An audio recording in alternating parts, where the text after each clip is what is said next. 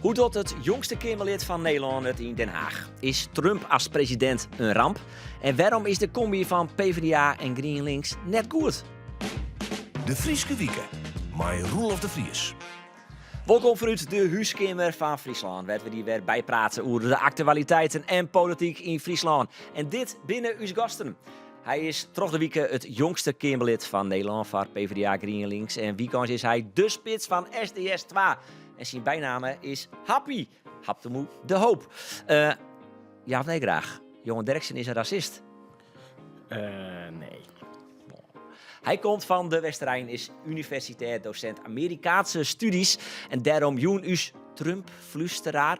Ik van jou, dokter Jelte Olthoff. De stelling dat Trump president worden is, liek het misschien een drama. Maar zo slim is het eigenlijk weer net. Dat is eigenlijk een ja- en nee-vraag. Klopt. Nee. Nee. Nee. Er komt het letter op waarom. Zij is directeur van Toomba, is van Bosnische Komar en is nou nog fractievoorzitter van de PvdA in Ljouwert. Mirka Antolovic. Ik hoop dat de fusie tussen PvdA en GroenLinks een succes wordt. Nee. Kort maar duidelijk. Dit is de Frieske Wieken en dit wie de Aroene Frieske Wieken. Grienjocht voor de fusie van het Iepenbier en het christelijk basisonderwijs op het Ameland. De Rie wilde ik dat het squallenbestuur beziekt het Easter in Balm Iepen te houden. Juster waard het toch Amelanders mooi spandoeken actieveert. Verbustere reacties in de noordelijke provincies. Het kabinet gaat voor eerst net verder, maar een vervolgonderzoek naar de komst van de Lelyline. Een teleurstellende conclusie dat er nog geen besluit is. Terwijl het in de verkiezingsprogramma staat, terwijl de beloftes er liggen, ja, dan moet je toch alles op alles zetten om te kijken hoe het dan wel kan. De moord van Marianne Vaatstra komt die kwatten vrij. Heel eerlijk zijn, hier ik dat net helemaal verwachten. Want ja, dit is nogal een dieetwest en het heeft dus al jaar enorm dwaande houden. In een statement liet de familie Vaatstra weten dat ze de vrijlating te vlug en oneerlijk vinden. Werknemers van poetsdoekenproducent Essity in Sumar hebben het werkdeadline. Mensen in Friesland, in Sumar, bij Essity, met dezelfde voorwaarden behandeld worden zoals in Groningen, in Hoge Zand. Dus eigenlijk dezelfde salarisverhoging krijgen ongeveer wat ze in Groningen hebben. Ja, dit wie de Aroene Frieske Wieken. Oernij mijn gasten, oernij jum Frieske Wieken. Habt u moed hoop. Hoe wie jouw Frieske Wieken?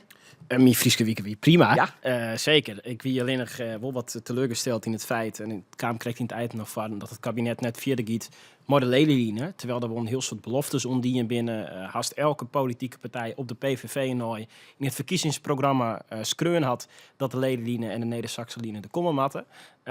En ja, ik vind dat een grote teleurstelling. Ja. Er een soort beloftes die er is een soort initiatiefnaam vanuit Noord-Nederland. Jo, je fot, wat mensen op tafel, hè? Maar fot kwad. Ik dacht eventjes kwad, nog even in het begin, maar het fot tot de inhoud. Dat is wel mooi dit. Dat is meer werk, hè? Ja, dit is hard dit niveau vers onder deze tafel.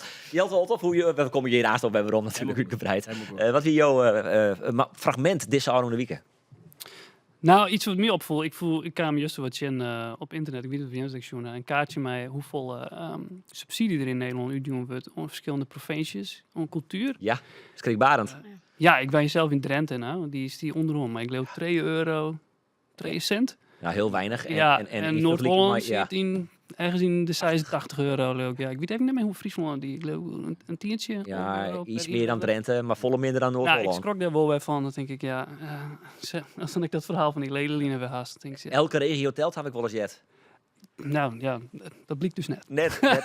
Net dus. Oer, jouw fragment van deze, of moment van deze Aroene Frieske Wieken. Ja, wat niet in het nieuws is uiteindelijk terechtgekomen, is dat wij als Leeuwarden een begrotingsbehandeling hebben gehad. Ja. En in tegenstelling tot andere gemeentes kunnen wij positief kijken naar onze financiële situatie. En dat vind ik wel dat dat gezegd moet worden. Oké. Dus het is net in het nijzest. Nee. Het wie positief. Ja. Dat is misschien het probleem. Dan Loepio, ik vond de conclusie dat het blijkbaar te positief is en dus net bij omroepfriesland.nl of zoals die hierbij Nee, ligt. precies. Ja, dat vind ik wel jammer. Dus een beetje kritiek op u eigenlijk. Ja. Nou, we nemen het mooi. De haatredactie luistert het mooi. We gaan naar Washington deze uitzending. We gaan naar Den Haag. Maar we gaan eerst naar de politiek in Ljouwert. En daarom, Mirka Antolovic, zit hier aan tafel. Jo binnen fractievoorzitter van de PvdA in Ljouwert. Maar daar komt nou een einde aan. Ja. Waarom? Nou, kijk, ik zit vanaf 2016 in de raad en ik heb me sowieso wel afgevraagd, ga ik door? Nou, en in dat moment van afwegen kwam de fusie vanuit landelijk door. Natuurlijk heb ik daarover overwogen van, wat ga ik daarmee doen? Vind ik het wel goed, vind ik het niet goed? Ik denk dat ik met verkiezingen in 2018, dat ik zelfs tegen het bestuur van GroenLinks hier had gezegd, wanneer gaan we nou samen? Alleen, ik heb aangekeken hoe wij hier mee zijn omgegaan. En dit is niet de manier die ik toen in 2018 voor ogen had, als we samen zouden gaan ooit, of samen de samenwerking wat zouden intensiveren, is dat niet het geval in hoe het nu gaat. En natuurlijk iets op Bing Chin een eventuele fusie, Ja. maar eigenlijk ik Chin de 4G in de geerwerking, maar GroenLinks. Kijk, dat is precies het pijnpunt bij mij, dat er wordt gesproken over de samenwerking. En ik denk dat het nog niet eens 6 maanden geleden is dat er werd gezegd, nee, we praten niet over de fusie, het is een samenwerking.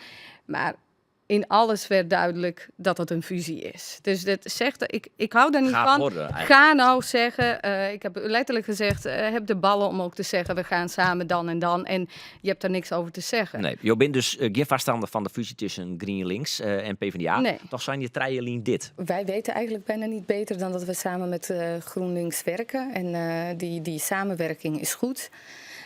En nou, wat ons aangaat, blijven we dat ook doen. Zal er ooit een fusie komen kunnen? Ja. Weet je, de tijden veranderen. Hè? Er is altijd een nieuwe partij ontstaan. En als de tijd daarom vraagt, zou het helemaal niet verkeerd zijn, denk ik, dat we een nieuwe sociale beweging in Nederland krijgen. Een brede linkse volkspartij. Daar zou ik wel voorstander Dat van is zijn. nodig, ik. Ja, dat is zeker nodig. Ja, wat is er nou verloren? Nou, eigenlijk niks. Eigenlijk sta ik nog steeds er zo in. Alleen dit is geen brede sociale beweging wat mij betreft.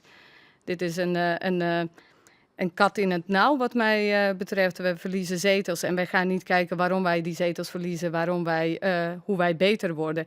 Nee, we begraven de sociaaldemocratie en we gaan aansluiten bij een andere partij en hopen daarmee groter te worden. En wat mij betreft gaat het om die beweging, gaat het om die samenwerking, gaat het om dat wij een brede sociale beweging hebben en dat hoeft niet door een fusie. Nee. In Leeuwarden werken we al jaren samen en ik denk dat die overtuiging ook vanuit Leeuwarden komt, dat ik denk, moest kijken hoe lang wij succesvol met elkaar samen te werken zonder één fractie te zijn. Nou zit je toevallig nog in van de PvdA, had de moeder hoop. Jerrio, dit loert vaker. Je bent trouwens voor de fusie. Let dat duidelijk wijzen, maar ik niet. We moeten denk wel even heel precies wezen. Er is geen fusie. Nee, er is een mogelijke fusie. Er wordt sprutsen over een proces tot 2026 om te zien waar staan beide partijen dan en binnen leden dan voor een fusie of een andere vorm van samenwerking. Ja. En het feit dat we nou Safir binnen als wat we nou binnenkomt, ik omdat een heel groot onderdeel van de leden, zoals van GroenLinks als van de Partij van de Arbeid zijn, wij willen dit. En dan is dit gewoon een partij om dat te organiseren. En ik bij gemeentes vinden die plak het gesprekken. In de gemeente van mevrouw Antelovic is al een tiertek in Lauwert zijn. We willen die samenwerking verder brengen. En dat zal waarschijnlijk in meer gemeentes blikken. Dus ik zorg dat een heel soort mensen het willen. En tegelijkertijd jerk de zwargen die hier aan tafel komen natuurlijk vaker. Namelijk, bedoelt de Partij van de Arbeid wel goed hoe in die geerwerking. Ja, je bent natuurlijk je stappen dat, je begrijpen die zwargen, maar je bent toch voor een eventuele fusie. Ja. Waarom ben je dan wel voor? Waarom moet dat er toch komen? Nou, als je een aantal dingen. Het is natuurlijk zo, wij hebben al rond de verkiezingen, hebben wij zo'n zetels extra pakt. Nou. Vergeleken maar de uitslag. Vind dat dus echt niet... Geen argument? Nou, jawel, maar dat is maar net hoe je het uitlegt. Hè. We willen een brede sociale beweging, maar links is alleen kleiner geworden. Hoe leg je dat uit? Wij hebben afgesnoept van andere linkse bewegingen. En voor het woord fusie stonden we even hoog in de zetel apart.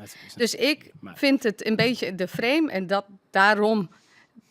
Dat is mijn kritiek. Dat wordt alleen verteld.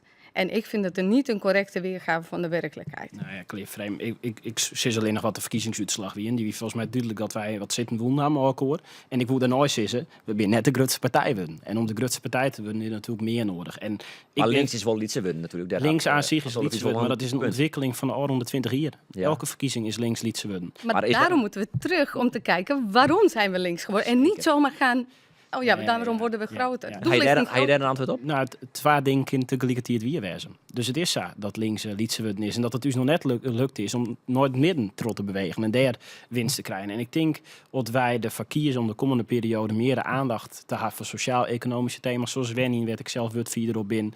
Onderwijs, zware gewerk, dat thema's binnen die een heel soort mensen aanspreken. Is dat een oplossing aan het het juist zei is om even automatisch dat de PVV op dit moment net levert. Op het gebied van zware werd ze beloofd dat ze het eigen risico afschaffen zoen. De wenningen worden wat judder. Ik denk dat wij er een goed antwoord op hebben en dat we daar goed oppositie op voeren ben ik van het zoeken dat wij mooi die geerwerking de volgende keer de grootste worden. Ga je nou geen zwaar meer aan Tolovic?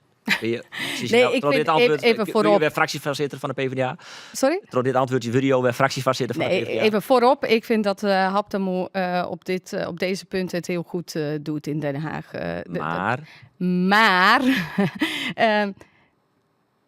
of dat met die samenwerking moet, dat vraag ik me af. Dit had hij ook als Partij van de Arbeid Kamerlid kunnen doen. En dit hadden we dus met elkaar kunnen oplossen, is mijn mening. Kijk, wij kijken nu ook naar bepaalde onderzoeken.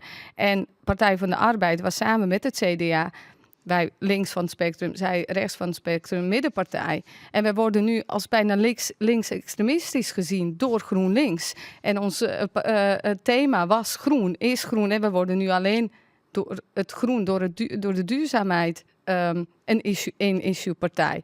Dus vraag willekeurig iemand dan op straat, waar staat de Partij van de GroenLinks Partij van de Arbeid voor? Dat zijn niet de thema's die Haptamo in Den Haag, waar die zo goed mee bezig is.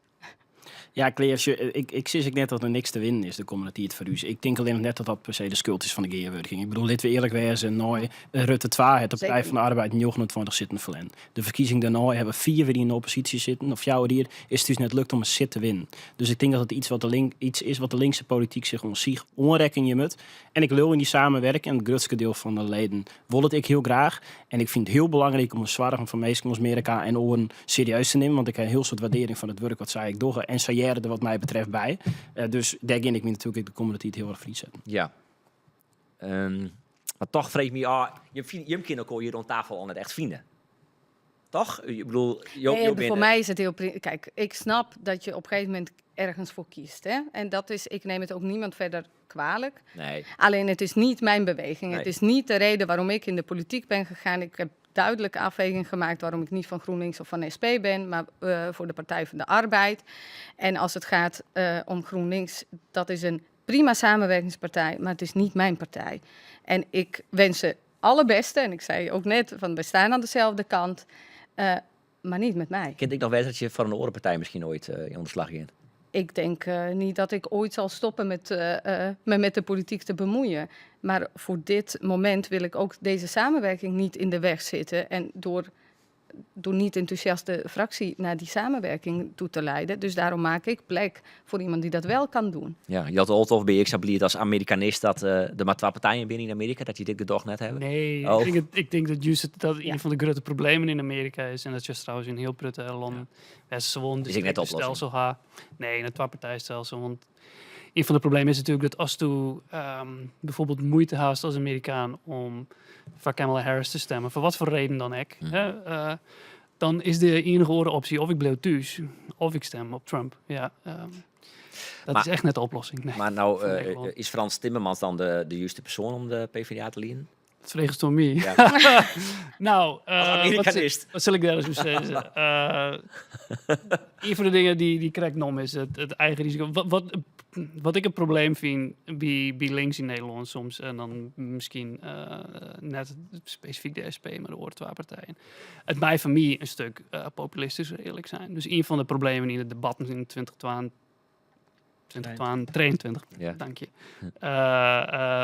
Toen het ging over het eigen risico, ik weet niet of iemand nog weet, er was een RTL-debat waarbij mevrouw uitlei dat een groot probleem van haar wie. En het eerste antwoord van Frans Timmermans wie heel bestuurlijk om te zeggen van ja, ik wil het ook oplossen, maar het kan net op de korte termijn. En Geert Wilders die ramt daarin. Die zei, we kunnen dat morgen afschaffen. Nee, dus dat gebeurt natuurlijk net. Ik vreeg me waarom heb ik geen PvdA's die gewoon zeggen? Ja, je hebt gelijk. Vot maar dat eigen risico. Is Frans, doe dat helpen. Frans Timmermans de goede persoon Ja, om het te doen? voordat ik nu weer geciteerd word van eerder. Maar je zit gewoon eerlijk wat je vinden.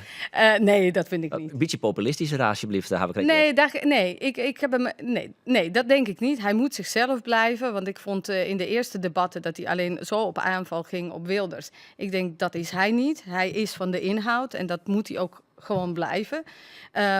Maar is hij het juiste antwoord op Wilders? Dat is weer wat anders. Daar kun je van mening verschillen. Maar jullie hebben hem ooit een oude witte man. Ja, ik zei al, je gaat me vast citeren. Ja. Ik vind, als jij een nieuwe beweging start, wat ik er ook van vind, dan hoort er een nieuw iemand op. En niet ergens uit Europa iemand een oude witte man plukken. En niet om oude witte man, maar oude witte man, dat wil ik wel even gezegd hebben, gaat niks. Gaat niet over de kleur voordat ik Derksen word. Gaat niet over de kleur, gaat over de oude politiek. Hoe wij in Nederland de politiek hebben ingericht, hoe we de samenleving hebben ingericht, is gestoeld op oude witte man. Maar en dat is wat ik bedoelde met hem. En dat heeft niks met zijn persoon te maken. Maar zit hij een potentiële opvolger? Ik denk dat daar een potentiële opvolger zit. En dat meen ik oprecht. Ietsje populistischer worden? Dat hoeft niet. Nee, blijf absoluut jezelf, maar wel op goed tegenwicht. Dat bedoelde Olthoff natuurlijk ik wel. Nou, ook wenske, meneer De Hoop. Ik zag u nog het gesprek in Washington met jou, de heren Olthoff. Het is er tijd voor. Mooi. Een bak majonijs. Een bak majonijs. We hebben al het nijs van uw app en uw website kwart eventjes mooi terugnemen. Werknummers van het bedrijf Essity in Sumar. Had van de week het werk deadline, omdat ze meer leensverregeling hebben willen. Wat opvalt is dat van de fabriek van Essity in Hoge Zand wol afspraken maken binnen. De directie heeft de indruk gewekt dat mensen in Groningen iets meer waard zijn dan hier, vindt het FNV. Ja, kind het zo maar. Nee, ik vind het net. Deze mensen hebben al heel erg behoefte aan een hege leen. Net de mensen niet bakken maar yield verdienen, die de hartstikke wichtig yield voor het bedrijf. Of het nou in Greenswenners of in Hoge Zand of waar dan niet maar. Je moet gewoon voor hetzelfde werk hetzelfde leen krijgen. Hoe kan zoiets gebeuren? Ja, dat vraag je mij. De oneerlijkheid die hier in Nederland aan de doos zijn. Wij hebben een Amerika-deskundige. Ja, ik denk, wij kijken alleen maar naar Amerika, naar de slechte kanten van Amerika en kopiëren dat. En dit hoor ik heb een neef in Michigan wonen en die zegt, dat is maar net wie beter onderhandelt. Oh ja. En dat is echt waar sociaaldemocratie altijd om vocht. Ik zou al verder gaan dan alleen maar dat, maar proletariërs van de wereld verenig u. Ik denk dat we echt moeten ophouden met zwijgen over wat we verdienen. Maar gewoon vertellen, want daar hebben alleen maar de grootverdieners wat aan, dat je daarover zwijgt. En dus eerlijke loon vragen. Eerlijke loon. Ken je Alireza Jahanbakhsh? Nee. Jelte Olthoff, ken je Alireza Jahanbakhsh? Ook een voetballer? Had de moeder hoopkind Alireza. Ja, die is een nieuwe voetballer van Vastsportclub Heerenveen. Hier een 30 ongevallen. Wie transfervrij is Iraanse international. En wie transfervrij na zijn contract bij Feyenoord. Nou ja, seizoenkaart houden bij Heerenveen. Had de moeder hoop. Bio hier bliert mooi, maar dit is transfer. Ik vind Jahanbakhsh een hele goede voetballer. Ik ben blij dat hij bij Heerenveen speelde wil. Hij heeft natuurlijk een geschiedenis, of nee, dat we hier race nog gaan. Ja, die komt hier uit jou. Ja. Maar Jahanbakhsh die had een heel soort goals maken voor Feyenoord. Ik denk dat hij wichtig was een keer voor Heerenveen. Maar ik zit wel te denken, waar gaat die jongen spelen en ten koste van wie gaat dat? Nou, vul maar in. Nou ja, ik denk dat hij toch in een spitsspeling gaat. Kalsbak is toch een beetje afskreun veel hier. Nicolescu speelt het van dan goed, maar ik blessuregevoelig. Dus ja, ik denk dat Jahanbakhsh nog een paar weken de vakkeur krijgen tot maar ik een analyse krijgen. Maar ik heb hier van de Simmers zo en dat Kalsbak 10 goals maakt zo en ik denk dat dat niet net worden gaat. Dus om dit nou helemaal te vertrouwen, word ik net vanuit geen rol. Dat is meer die werk. Man die zit hier op dezelfde stoel. Robin van Persie. Had je nog een vraag van Robin van Persie? Nou, allereerst mooi wat zien op zich dat ik een gigantisch fan van hem ben. Maar het WK van 2010 is de grote fjouwer van het Nederlands elftal. En Robin van Persie is mijn favoriet. Dus ik ben heel blij nog steeds dat hij trainer van u is. of hij het gevoel had dat het lastig is om als zo'n goede voetballer trainer te wezen van spelers die toch een stuk minder binnen, kwalitatief. En dat het een beheining is voor hem. Dat probleem hier in de week een beetje, maar Marco van Basten. We zullen hem stellen. Ja. Komt om bod. Man die Robin van Persie. Binnen jou een Malchinka. De Fox. Dan zit ik even in. Ja, nee. Ottof denk ik net. Had misschien nog in jou het West een keer, maar... Ik door even net, dus werd het precies ook iets. Mijn moeder is hartstikke bang dat ze heeft kippen. En dat die Vos hem... Dan vertel je ook maar wat hoe gaat. Ja, dat is... wij hebben in Leeuwarden een heuse vos rondlopen. Okay. Ja. Ja, die verwacht je net zo gauw in de stad. Nee.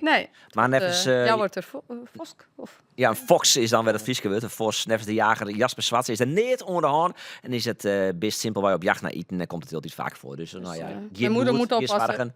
Ja, die heeft kippen. Ja, dus dan, ja.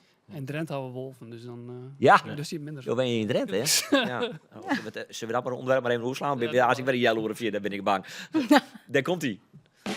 De vraag uit Den Haag. Ja, Else Wieke neemt een tweede Kamerlid of eerste Kamerlid uit Den Haag een vraag voor u op van het pedalid. En dit keer komt hij weer, uit Den Haag bij. Ik heb me lang mogen bezighouden met de zorg en met de Friese taal en cultuur. En de dienstietlezing dit jaar gaat over het gebruik van Fries in de zorg. En mijn vraag uit Den Haag is: hoe belangrijk vindt u het dat uw zorgverlener het Fries beheerst?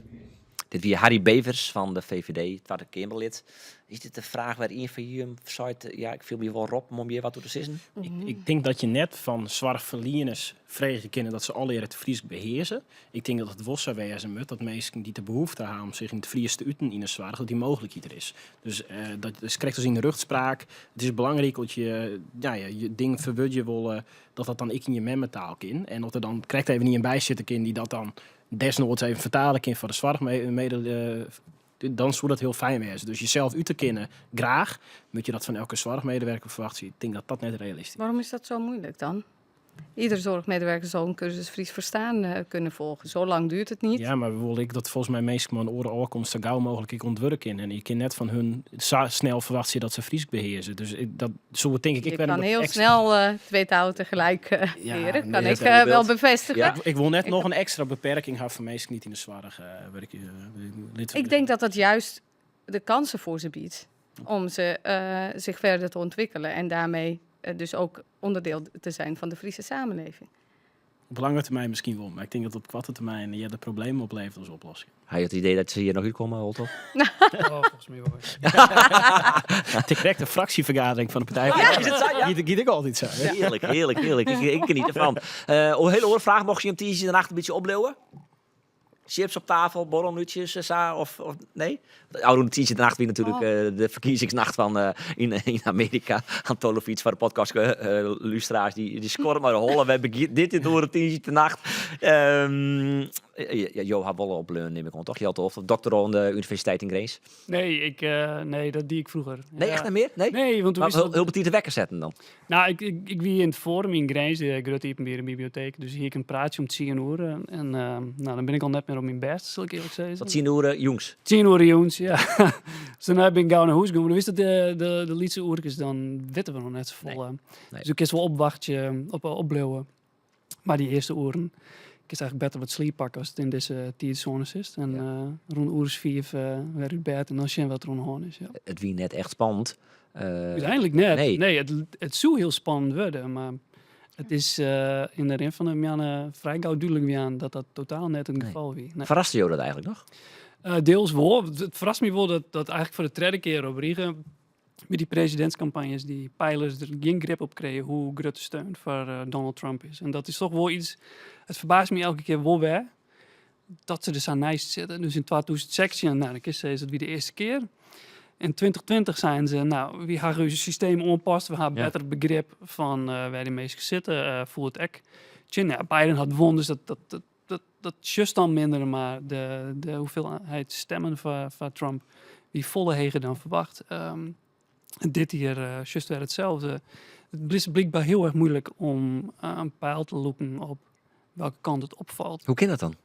Nou, het deelste meidje in Amerika had een heel Byzantijns verkiezingssysteem. Oeh, wat zeg je? Dat is echt heel... Het is net super ingewikkeld. Ik het wel uitlezen, maar... Maar nog even. Ja. Nou, als dat kiesstelsel van die presidenten wat vrij indirect is.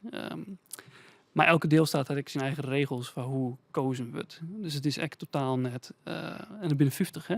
Dus het is totaal net bieden houden van welke regels wij hielden. Dat gaat van wanneer die registreren mast tot wanneer de stembureaus even binnen, tot welke stem tellen wel, welke net. Dat verhoort van district tot district soms, maar zeker van deelstaat tot deelstaat. En verklaart misschien ook waarom er zo ontzettend volle juristen in Amerika goed deelt in deze periode altijd. Ja. Wat is nou eigenlijk de belangrijkste conclusie? Dat is een hele brede vraag, dat snap ik. Maar als we nou, als Piet en Henk nou zitten te luisteren en denken van ja, wat boeit mij het eigenlijk als Fries? En wat heb ik gevolgen? Wat is jou dan? Nou ja, voor de meesten die Amerika volgen, is denk ik de belangrijke vraag: wat had Harris verkeerd in, denk ik? De meesten daar nou heel erg mee bezig binnen. Want Trump is Trump. Ja, zo zag ik dat dan een beetje. Die doet zijn ding wat er elke keer doet. Waarom is hij er net in slagen om daar een verschil te maken? Daar gaat de discussie nou heel bot door. Als vraag van wat moeten we meenemen van deze uitslag? Ik vind het gewoon... Het valt me wel in die zin hoe groot die steun is. En ik vraag me ook wel wat het signaal is wat Amerikaanse volk in mij joen had richting de politiek. Het zei wat denk ik hoe moeilijk mensen het aanhouden, organiseren in Amerika. Want strikt sprutsen naar de macro-economische dingetjes. Dus dat Amerika het helemaal net zo slecht onder Biden. Maar toch is er een soort eermoe. Ja, en de inflatie had er ontzettend in gehakt. Ja, ik is die hele campagne kan analyseren. Ik weet niet hoe interessant het voor de Pascalers is. Zal lang hebben net, maar... Wat ik wil denk ik steeds zo is, Amerika had dit een keer doorleefd van mensen die zich zwaar gemaakt hebben door de periode Trump. Het wordt interessant om te zien als aan deze kant van de Atlantische Oceaan wennen van hoe dit uit gaat pakken. Hoe leeft is ik net heel positief wat dat betreft. Nee, nou ja, ik denk dat het een hele onzekere periode ontbreekt. Ja, voor de wereld, hè. Ja. Geopolitiek staan we er heel oors voor in 2016. Ik denk dat meesten zich dat ik heel goed realiseer. Toen we er wel oorlog in Oekraïne, maar op een volle litere schaal. Toen we er in het Midden-Oosten natuurlijk gewoon een conflict, maar echt op een hele oren schaal. Dus er is volle meer onrust, volle meer onzekerheid. En Trump is iemand die gewoon een hele laag onrust en onzekerheid bovenop gooit. Omdat het vrij onduidelijk is wat er gaat doen. Hij had heel wat dingen erop, een heel soort ding die er zei die er op die in gaat doen. Ja. Daarvan heb ik geen zin. Ja, wat wordt daarvan werkelijkheid? Nou, ik krijg nog even een peerpunt nu. Had de moeder hoop je hebben in Amerika West al dagen en ik tijdens de verkiezingen. Wat ga je er niet in? Ik ben maar een aantal Europese sociaaldemocraten op verkiezingsmissie West om de campagne van de democraten van dichtbij te volgen. Om daarvan te leren. Ik te zien wat netwerkt. En we binnenklands de Huizenwest in Pennsylvania. De staat werd het eigenlijk om gieën. Van de swing state. Ja, van de swing state. En eigenlijk de swing state waarvan iedereen zei... Harris moet die winnen, ons kind de democraten sowieso wel ophouden. Dus je klopt er al onderdoor, maar vond een stem op Harris. Ja. En dat had geholpen. Nou, net genoeg in ieder geval. Ik doe het 6 naar een auto mee, moet je gaan, maar net genoeg. Maar dat het weer heel indrukwekkend op het mooi te mooi zien. En ik moet wel zeggen, in Nederland is er op dit moment natuurlijk net genoeg vertrouwen in de politiek. En daar moet ik me zwaar genoeg. Maar de verdeeldheid en hoe dat in Amerika is echt nog een slag dieper. En dat rekt mij wel. En dat sterkt mij in de gedachte dat we er alles ontwan moeten. Dat we in Nederland dat vertrouwen ik weer waarom krijgen. Want anders dan krijg je een hele nare samenleving. En dan wordt het wel heel guur. En daar moet ik me wel zwaar genoeg. Ik kan net als een positieve mens waarom, maar wel als een gemotiveerder. Is dat terecht eigenlijk, Olthoff? Dat hij, en dat merk ik wel een beetje om jezelf, de dag na de verkiezingen, ja, toch wat cynisch binnen, wat in de buikgevoel, wat zwaar gemaakt hoe dat nou al hier komt. Is dat eigenlijk terecht? Ik denk dat het terecht is om die zwarte te maken hoe dit uit gaat pakken. Ja, absoluut. Ja. En zit hem dat dan bij ik pak even een punt nu, de Oekraïne-oorlog. Hij had natuurlijk wel meerdere keren Trump onjoen dat hij Poetin steunt, maar ik het zo is eigenlijk. Nou ja, wat hij zei is, Zwart-wit. ik kom daar in 24 uur wel uit met die Ah, ja. man. Ik snap mooi. Poetin wel, zei er. Ja, omdat ze steeds, Trump zei dingen als ik vind het wel een toffe peer, dat soort dingen, zei er. In hoeverre hij zich geopolitiek achter Rusland schaart, is een twaalfde vraag. Het is met name Dat verwacht je ook net. bragging, dus zeg maar het zeggen van Opscheppen. opscheppen, ik regel je dat wel, ja. En hoe volle... Ja, ik ga nog wel een peerpunt. Ja, kom Hoe er uit de NAVO stappen. Landen die net nog bijdragen aan defensie zoals Nederland. Dat is nou iets beter worden. Ja, die hoef je beroep te doen op artikel 5. Die mij er net bereiken dat Amerika hun gaat redden. Ja, dat soort dingen had er zijn. Ja. Misschien nu weer uit het klimaatakkoord stappen van Parijs. Dat had ze natuurlijk al eerder in. Ja, En hoe slim is dat dan? akkoord met Teheran, wat min of meer waarom is. Of in ieder geval tussen Iran en de VS en het atoomagentschap. Dat gaat waarschijnlijk ook op de lange baan. Ja. De grote vraag van mij persoonlijk, voor volle mensen denk ik, is: wordt deze termijn een stuk meer gefocust dan de vorige? Je kun je misschien nog wel herinneren dat die eerste termijn, dat wie eigenlijk van begin, de eerste 2 jaar zeker, gewoon complete chaos. En de speculaties die heel tijd, had Trump nou, omdat er die het gewoon had om mensen om zich te verzamelen en die misschien wat meer grip op hem kregen en wat meer gefocust liddenwerkje, gaat er nou daadwerkelijk meteen ding oppakken in plaats van rollen toen de strijd met de rest van de Republikeinse partij. Nou, die partij is vol meer zijn partij weer aan. De meesten die er nou om zich heen had, liek je beter met hem te kunnen werken. En hier liek het beter met hem te kunnen werken. En dan kreeg de situatie zeker als ik het hoes van afgevaardigden, waar we nog een beetje op zitten wachten, als dat ik Republikeins wordt, dat er best een mogelijkheid besteedt voor de Republikeinen om een soort van dit soort plan trot te werken. Ja. Dat wel echt het grote verschil is. Hij hier in de eerste periode meesten om hem heen die hem ik wil een beetje, soms op afstand houden. Als er bijvoorbeeld door die rode knop hast, die het natuurlijk een soort gevaar maar zich mooi brengt. Eigenlijk houden ze Trump daarvan op afstand. Wie meestal niet echt hem weer wat joren. En de Republikeinse partij nou ben eigenlijk alle jaar ja-knikkers meestal niet echt in dat team van Trump zitten. Dus hij had net alleen nog meer macht, maar ik minder teamspraak is maar. Dat baart mij wel zorgen op al die veiligheidsconflicten. En wij hebben Amerika gewoon nodig voor onze veiligheid. We kunnen het zonder. En het is wel heel onzeker. Ja. Als ik heel goed parafraseer, is je van ik wou in Nederland, ik was vragen, maar wat minder dan in Amerika. Is het eigenlijk wel terecht? Dat we us hierin dat de situatie in Nederland misschien ik was vragen is, maar net zo slim als in Amerika? Politiek, als het door polarisatie gaat. Voorbeeld. Ik denk dat een van de dingen, wat ik eerder al zei, een van de dingen die de Nederlandse politiek, of 2 dingen nemen die denk ik in Nederland beter regelen binnen. We hebben net een districtensysteem, wat betekent het als je een stem tost in Nederland, dan wordt dat automatisch vertaald in een stem voor een partij. In Amerika gaat dat via een district. Hè. Dus om het even te illustreren, doe je in Friesland stemmen. Als je dan op een partij stemt die in Friesland geen enkele kans had om te winnen, hè, dus 50% of meer van de stem binnen, dan stemt ze eigenlijk voor niks. Dat is de situatie van heel veel Amerikanen. Nou, als je in South Dakota bent en bent een democraat, dan kiest kan eigenlijk goed meer als me bad natuurlijk komen, want het had geen zin. Hè? En hetzelfde geldt voor Republikeinen in sommige delen van Californië. Dus wie had eigenlijk meer partijen? En dat is misschien wordt het wat minder, maar dat is echt een soort vluchtheuvel. Hè? Dus je kiest op een gegeven moment, als je zei van Mark Rutte is mijn man totaal net. Maar ik wil net op Frans Timmermans stemmen. Dan kies nog wat personen verzinnen of partijen verzinnen die daartussenin zitten. Bij mij is het sturing juist door het beleid. Het vertaalt zich dan net één op één in verkiezingswinsten van presidenten of senaten. Hè? Maar die moeten dan natuurlijk bij compromissen sluiten. Maar doe kist sturen in die stem in Nederland, omdat ze verschillende partijen. Nou, sommige mensen steeds te volle, daar is een discussie over. Maar in een twee-partijenstelsel is het gewoon altijd heel erg zwart-wit. En dat is denk ik wel een verdeel van uw systeem. Ja. Ik stel voor dat we de volgende keer als we weer Amerikaanse verkiezingen binnen of een heikel punt, dat we dan wat langer de tijd nemen. Maar Joel, toch? Vind je dat goed? Ja, dat is prima. Ja, dat is volgens mij nog best wel wat onderwerpen. Maar precies van, nou, die ben ik nog nieuwsgierig. Die man waar ik nog even bij inpakken. Goed, kom erbij. Ja. Oké. Had moeten hopen. Ik google vaak even op de namen van uw gast. En dan klik ik vaak even op Nijs. En de show die Nijsbrug nemen weer. Had deze persoon nog voor die Nijswest. Bij jou voel ik me vooral op dat het eindelijk over 2 dingen. De Derksenrel en de slimste mens. Oké. Wat wie de treden?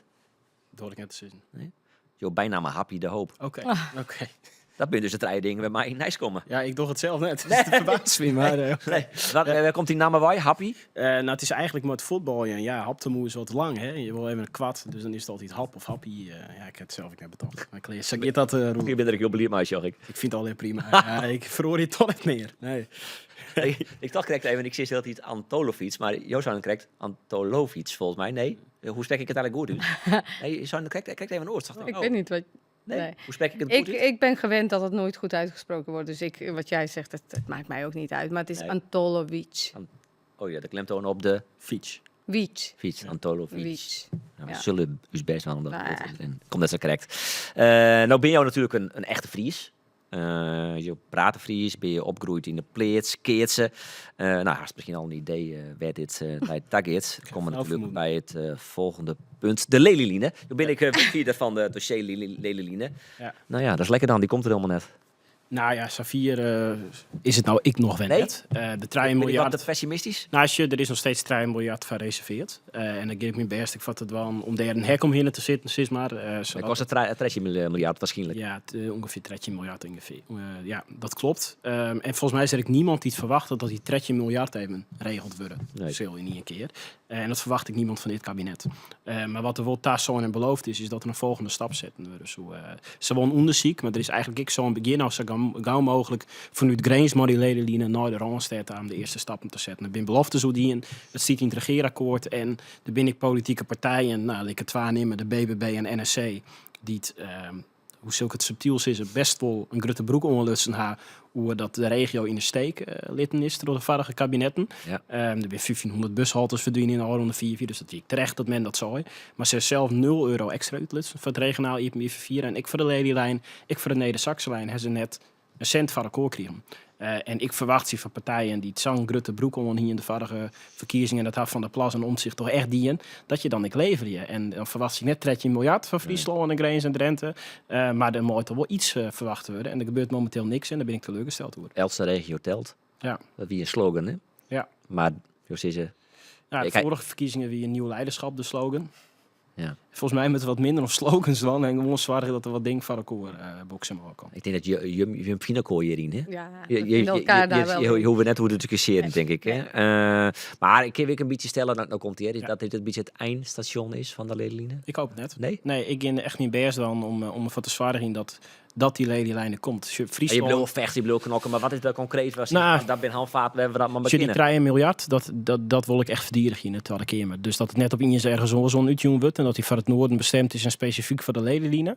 En in de tussentijd ging ik proberen de te zwaarden dat er vervolgstappen zetten worden. Dus midverkenning nemen we dat. Ja. En alle stappen om in ieder geval dat proces Safir te krijgen. Dat in 2050 die Lelyline er gewoon wordt. Wat is dat? Ja, het is meer jarenbegroting van infrastructuur en ruimte en transport om infrastructurele projecten zetten die aan. Financieel en zo wel ik in proces. Maar werd het mij omgekeerd, we het al 60 jaar lang over de eerste Zuiderzeelijn, nou de Lelyline. En het wordt Friesland en ik Greens en Drenthe zo vaak wat beloofd wat net weer maken wordt. En dat helpt net mooi voor het vertrouwen in de politiek. Nee, zullen wij dat dan nog maar maken, die Lelyline? Ik hoop het wel, ja? Roelof. Ja, ik hoop het wel. Maar premier de hoop, misschien. Jongens, jongens. Maar goed, je bent dus een echt Ik ga even de Lelyline. Ja? Nou, ik heb liever premier de Hoop. Nou, wat leefde je aan tafel. Maar goed, je bent dus ik zit zo meteen onder de tafel. Je bent dus een echte Fries. Je voetbal in de eerste Rijn. Aan seizoenkaart bij Jervingen. Je praat Fries. Maar je bent ik word via de volkshuisvesting. Zo kwam je met een plan om beginnende leerkrachten en politieagenten vakgang te gaan bij Wenningen. Ja. Waarom wil je dat? Nou, dit ging specifiek over de 20 meest kwetsbare wijken van Nederland. Er is een nationaal plan van maken om de leefbaarheid te vergroten. En één week in Friesland valt er onder. Dat is Lauwert-Oost. En dat ben gewoon wijken waar kwetsbaarheden zitten. En wat ik een belangrijk gesprek vind wat we met elkaar hebben is... Waar zitten de sociale hierwenningen in Nederland? En die zijn heel vaak bij elkaar. Ja. Toch helaas mensen... die soms problemen hebben, te volle bij elkaar komen. Ja. En ik vind het heel belangrijk dat mensen een maatschappelijk beroep als de leraar, zorgmedewerker, ik op die plakken wen. Zodat je daar een krachtige samenleving organiseren en dat er een goede mix is. En dat is niks te kwaad van om de mensen niet te wennen, maar zorg je van verrijking. En ik vind dat heel wichtig, dat juist specifiek in dat soort gebieden ik leraren, politieagenten en mensen in de jeugdzorg te wenjen komen. Des derde varang, en dan komt erbij dat natuurlijk in steden werd veel te weinig sociale huur gebouwd wordt, dat daar gebeurde met in Blaricum, Wassenaar, dat soort steden. Wordt gewoon amper sociale huurwoningen bouwen. En we weten al waarom, omdat die mensen denken, die willen we hier net hebben. En dat liep het nergens op. Dus het snijdt aan twee kanten. Maar ik vind dit heel wichtig om juist de meest kwetsbare wijken te versterken. Ja, dit is echt het probleem van West-Europa. Hè? Van alles apart. Hè? Die verzuiling van vroeger van Nederland zie ik hier terug.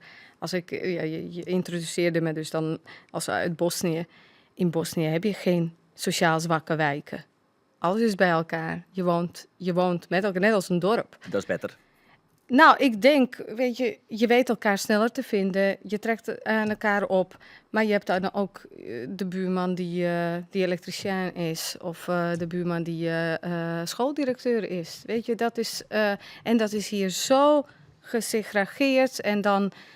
Nou, alsof we nooit met elkaar samen mogen leven. Dat is wel heel jammer. En wij hebben in Leeuwarden gelukkig een woonvisie...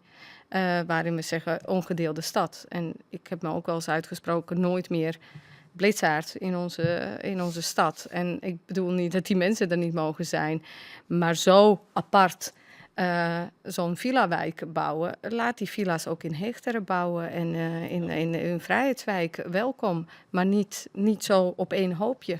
De hoop je met er nou zaken dan met Mona Keizer, dus de minister van de Volkshuisvesting.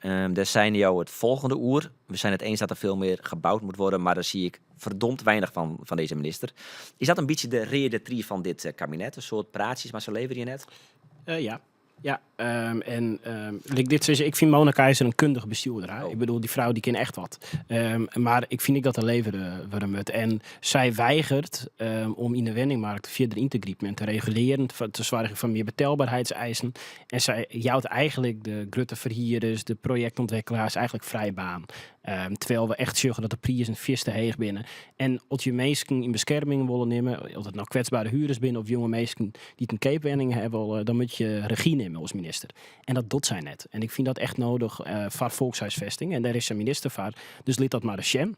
En dat zorg ik helaas nog te weinig. Ja. Wat mij er ook dan om wel meer huizen te bouwen? Want dat moet er gewoon komen. Nou, er moet heel soort meer yield komen van bijvoorbeeld woningbouwcorporaties. Daar wordt een heel soort van verwachten, maar die hebben gewoon echt betrekkelijk weinig yield.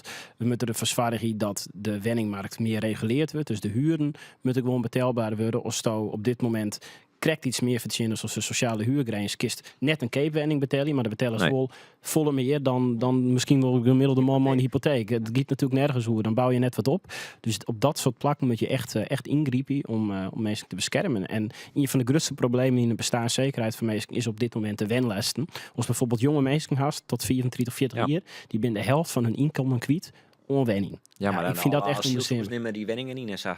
Ja, nou dat is natuurlijk flauwekul. Als je in de totale wenningmerk die 2% van de wenningen nooit meestal maar een oren migratieoorkomst. Als je naar de sociale huurwenning giet het voor zo'n procent. En dat is eigenlijk al 30 jaar lang dat het tussen de 4 en de 10% is. Het verschil is dat er volle minder sociale huurwenningen bouwt binnen de oorlogen. En dat is toch liberale partijen. Dus daar moet een verschil in komen. En we moeten zorgen al die mensen onder oren door die reden, vanwege deze redenen. Hè, van ja, ze nemen uw hoezen oer en we kunnen geen hoes meer bouwen. En je kunt blijkbaar dat verhaal toch net goed oerbrengen. Dat ze dan meer bij je partijen wijzen moeten in plaats van... Ja, er is ook nog een soort werk te dan, Roelof, maar daar heb ik een heel soort zin in. En ik zorg om elke dag mee heen dat jonge mensen het heel dreig aan mijn wenning te vinden. Dus dat maakt het me gemotiveerd. En heb ik iedereen al het zoeken? Nee, nog net. Maar daar is ik nooit wat die het van. Oké. We zijn al, hè? We gaan Fries hier rond tafel. Dat weer duidelijk, hè? Dat, ja, maar je bent in Addis Ababa. Maar je bent een Fries. Je had ooit een Friese theeskreun. Je had de Freulenkist. Je had een verkeers geen on. Je hebt de Dansje Derksen. Ja. Heb je daar een spiet van? Nee, daar heb ik geen spiet van. Nee? Ik heb daar natuurlijk nooit om vragen dat het op deze manier gebeurde. Die uitspraak van Johan Derksen, wie net maar 9 april. En het eerste wat ik dacht, ik heb hier geen zin in deze flauwekul. Ik ging gewoon op mijn eigen manier reageren en daar liet ik het via erbij. En ik vind het heel fijn dat een heel soort mensen heel leef van mij opkomen binnen. Dat er een heel soort positieve reacties vind ik op het filmpje wat ik opnam ha. Maar eigenlijk alle aandacht die ik door jou heb ik meer last van dan dat ik daar beleerd van word. En zo heb ik daar maar omgaan en heb ik er eigenlijk net zo volle aandacht om. Nee, snap je hem dat? Dat Ja, hij dat zeker. Sardien had? Nee, Ja, ik denk dat dat een goede set is. Ja? Ja? Ik snap het wel, ja. Ik snap het vanuit de persoon, snap ik het wel. Maar? Nou ja, ik was degene die de aangifte initieerde, Nou ja, maar vanuit mijn... je bent directeur van Toenbaar, discriminatiemeld.nl onder oren. Ja. Ja, een soort meldingen kregen. Wij hebben landelijk bijna 1300 meldingen gekregen. En even voor jullie beeld. En in Friesland 320 meldingen. Voor je beeld, in Friesland krijgen wij door het hele jaar niet eens 300 meldingen. Dus dit waren wel... Mensen stonden wel op. Daarvan van die 320 waren ongeveer 20 wel van... ik voel me ook gediscrimineerd omdat jullie dit doen. Dus daar waren wel toch wel wat mensen die daar wat van vonden. Ja. En vanuit vanuit die pet, waarom wij daar stappen op ondernomen hebben... is dat dit openbaar gebeurt. Dit is niet enkel alleen op de persoon Haptamoederhoofd. Van natuurlijk nog even, ik denk net dat iemand het mist had, maar toch verzeker ik nog even. Johan Derksen zei om tafel, ik kan me niet voorstellen dat dit is de boer is toch geen Fries. Ja, daar ging het om. Ja. Ik ben toch ook geen Surinamer. Juist. En daarmee... Is dat racistisch eigenlijk? Nou, kijk, door die opmerking, ik ben toch ook geen Surinamer, leg je de link naar de huidskleur. Volgens mij wist Derksen niet eens waar je geboren bent of wat dan ook. Dat maakte hem ook niks uit. Alleen hij ging af op de huidskleur. Want ik ben toch ook geen Surinamer. En daarmee klassificeer je wel mensen dat iemand met een niet-witte huidskleur geen Fries is. En wat ik wel snapte, werd net gevraagd van is Derksen een racist? Ja, daar kun je natuurlijk lang over hebben. Alleen ik denk dat wel 95% van de mensen, als je ze vraagt, denken aan een Fries, dat ze niet aan Haptamo denken of niet aan iemand die als Haptamo uitziet. Dat is iets zoals ons brein werkt. We hebben zo vaak Friezen gezien en dat zijn lange, misschien kale mannen, lange blonde mannen. En dat is Fries. Ja. En daar is helemaal niks mis mee dat wij... Zo werkt ons brein, dat hebben we zo vaak gezien. En dat hij alleen dat hij daarop doorgaat en dat hij daar niet op reflecteert. En dat hij doet het stelselmatig, hij zet mensen weg. Hij beledigt mensen, niet alleen Haptamo, maar daarmee beledigt hij alle andere mensen van kleur. Dat ze dus niet Nederlands zijn, want Fries of Nederlands. Nee. En hij meent te vertellen wie Fries is. Ook Jong Fries Gemeenschap is opgestaan zelfs om aangifte... Maar de vraag wie wil, is dit dan racistisch wat hij doet? Ja, dat is racistisch, want je zet iemand... en dat zegt het OM ook, het Openbaar Ministerie zegt in hun brief... Dit is wel degelijk strafbaar wat hij doet. Alleen omdat Haptamo zelf niet aangifte heeft gedaan, de belediging, zetten we de vervolging niet door. Maar jou zijn de hoop, ik ga geen zin om mijn titel vandaan op dit soort flauwekul. Is racisme een flauwekul? Nee, zucht. Dit giet ik verder als mijn persoon dat ik iets op televisie zag. Zeker. Maar ik ben Kamerlid. En ik wil heel graag dingen van ook krijgen als Kamerlid en daar ik op herkend worden. En op het moment dat ik hier de hele tijd mee bezig ben, dan krijg je inderdaad elke keer als stel mijn naam op Google's Roelof dat er Johan Derksen komt. En ik hoop dat hij komt te staan. Die jongen zet zich niet van betaalbare wenningen. En verdient niet die leveringen doen. Nee, en het is natuurlijk net leuk per se, hè, dat er ook iets gebeurt. Dus je wilde dat gewoon gauw kleren. Ik had zelf, ik kwaad nog iets zo in door de reactie van het ministerie en ik zo. En ik vind het goed dat er erkenning is van het feit dat het breder als mijn persoon is en dat het beledigend is. Maar ik hoop echt, en dat bedoel ik net vervelend richting die, dat ik het er net meer te vaak over hoef te gaan. Nou, liever dan ik maar een eind ombreiden. Hoe shot jouw Frieske weekend eruit?